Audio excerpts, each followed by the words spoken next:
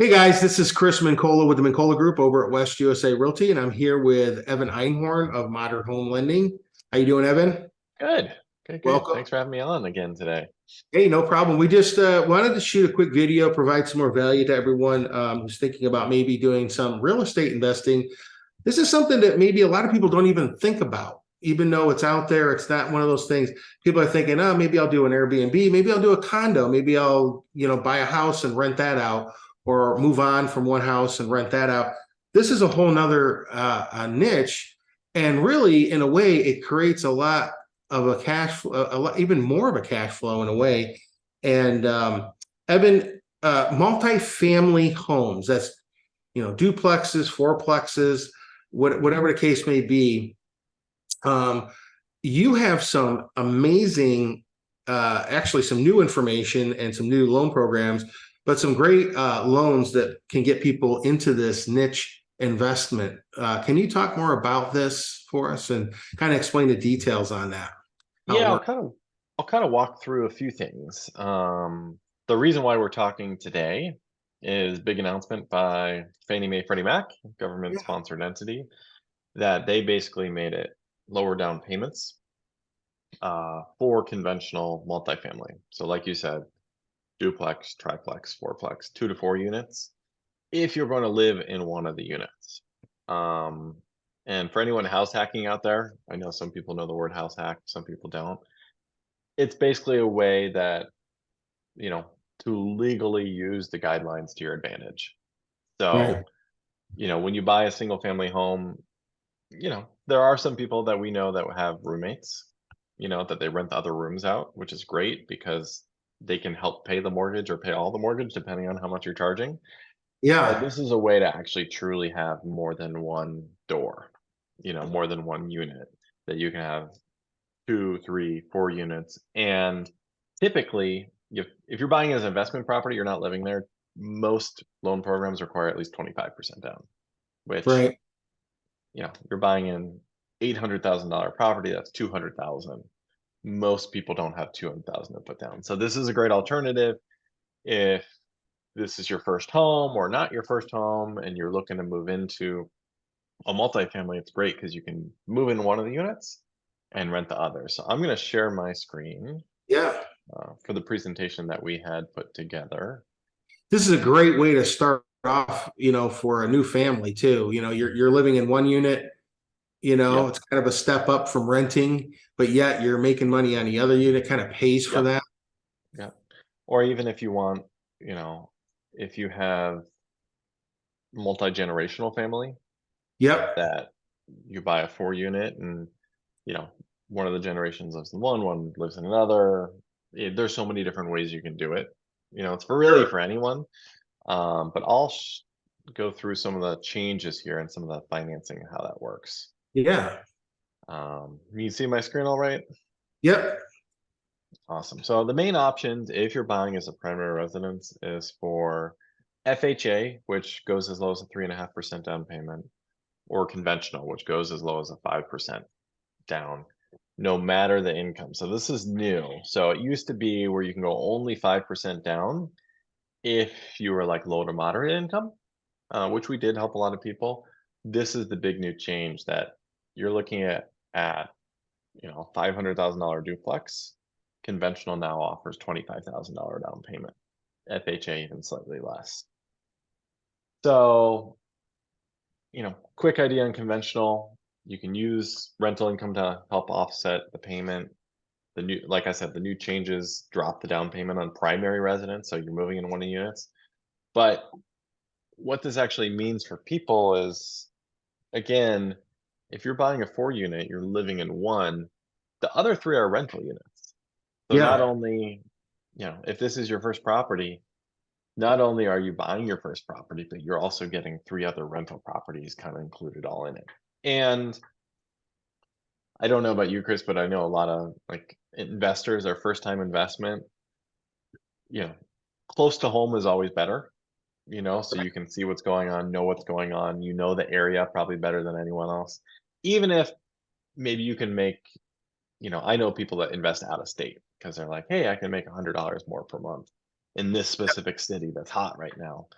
And it's like, well, I get that, but there is a peace of mind and ease of having it close to home too, you Yes, know? very much. Yeah, very much so. So, you kind of keep an eye on what's going on and if there's any repairs that need to be done or that sort of thing. Or, out here we have monsoons, right? Hey, what happened during the monsoon last night or whatever, tree goes down, whatever. One other thing, kind of along those lines is, a lot of people don't understand. I know some states are different, but Mhm. here a big thing is as long as it's a reputable company that does fix or repair, a home warranty could come in really handy with any property, but especially something like this where you've got, other people living there and there's things that you need to have repaired for them. It may not be that you need to have so many tradesmen on hand because you can just call a warranty company out to take care of something like an AC tune-up or an electrical or plumbing issue. You know, Right. so that comes in handy. But anyway, Well, and same thing with like, you know, I don't know as much on the home warranties as you do, but same thing I know like people just dealing with like landscaping. You're still yeah, landscaping one maybe courtyard or one front lawn instead of four. But yeah, you do have four different, you know, yeah, properties. and you're really not charging less than you would for most other places. It's not like you're getting less per unit, really. In today's rental market. Right. I mean, a two-bedroom condo versus a two-bedroom in a multifamily could be the same depending on the area. Yeah, yeah, So conventional first FHA. I know we put this together. FHA is as low as 3.5% down. Um, FHA, it's really easy for duplexes. So if you're trying to buy a two unit, they're a little more flexible. A lot of people don't know, and I've seen other lenders make this mistake over and over and over.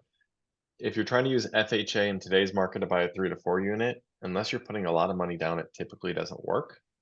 I don't want okay, to get too granular, but they have this test that basically says, hey, if you were to move out of the property and if expenses were worst case to be 25%, would your property, would your rent cover your mortgage? So those are two very conservative things. You moving out and basically using 25%.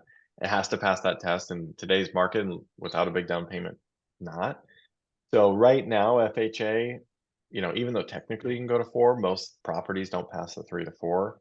So FHA is a good option for a duplex, but going back, conventional now is great because they allow as low as 5% down up to 4 units. yeah, yeah. And Whereas that was 10 before, so that's a big difference in upfront cash well, flow.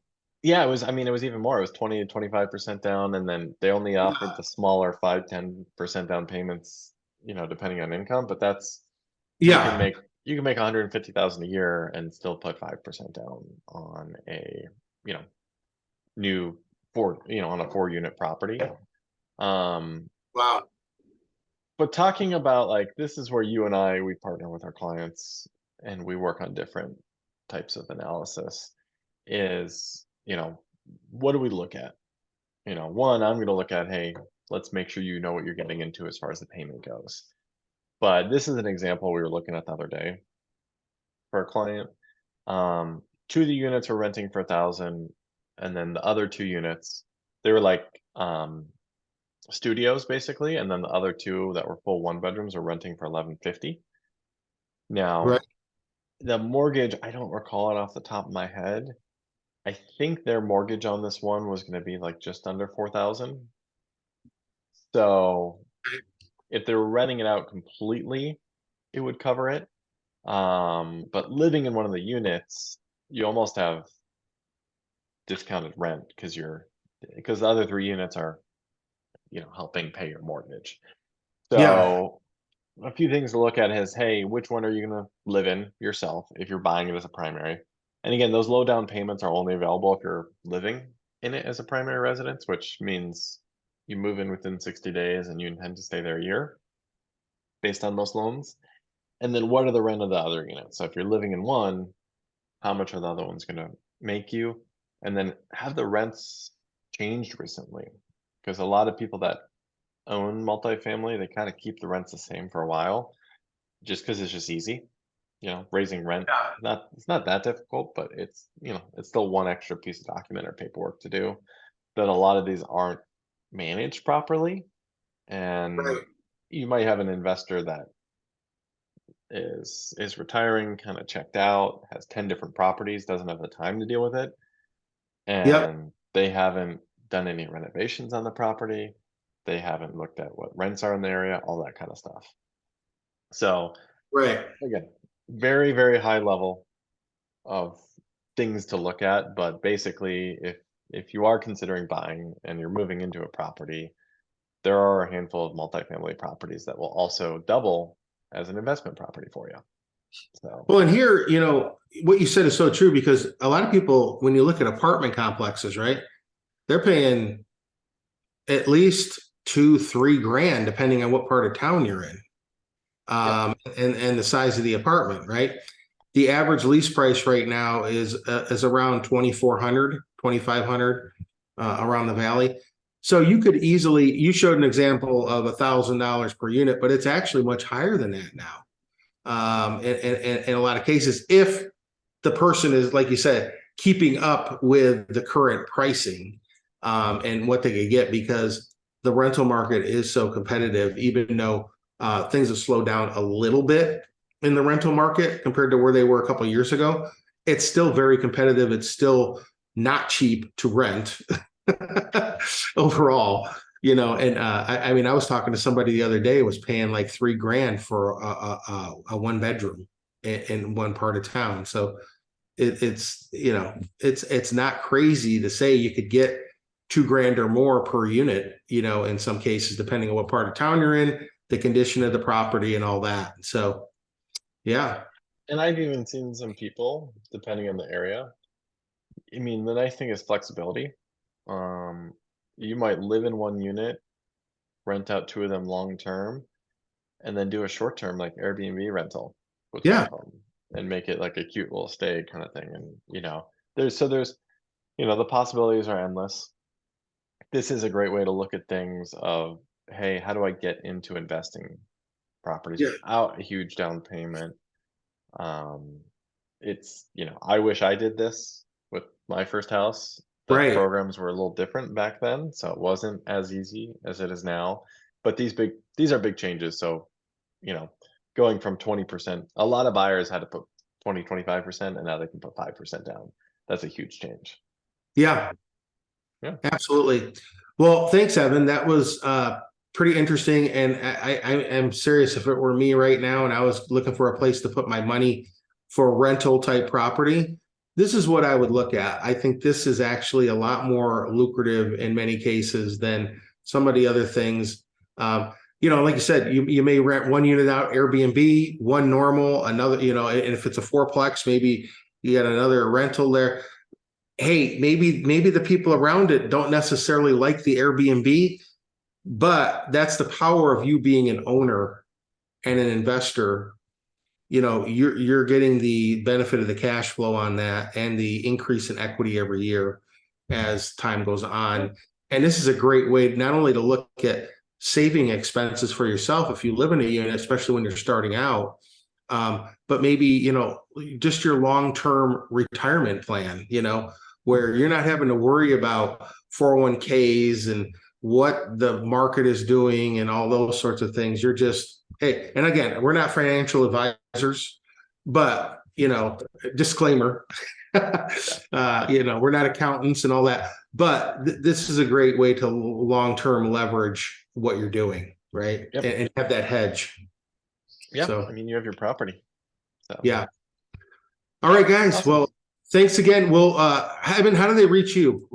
What's the Yeah. I best way to? mean, you can go to modernhomelending.com and connect with us there, or you can give me a call 602-456-2273. But it's easy, modernhomelending.com, and you can get a bunch of information, connect with us, and you know, always happy to help and brainstorm, especially on multifamily.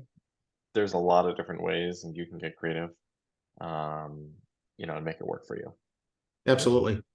Guys, 480-788-8569. Call or text us there. You can also check us out at MincolaHomes.com and MincolaGroup.com. And you can always email us at home@mincolagroup.com. We'll see you guys next time. Thanks. Thanks for having me.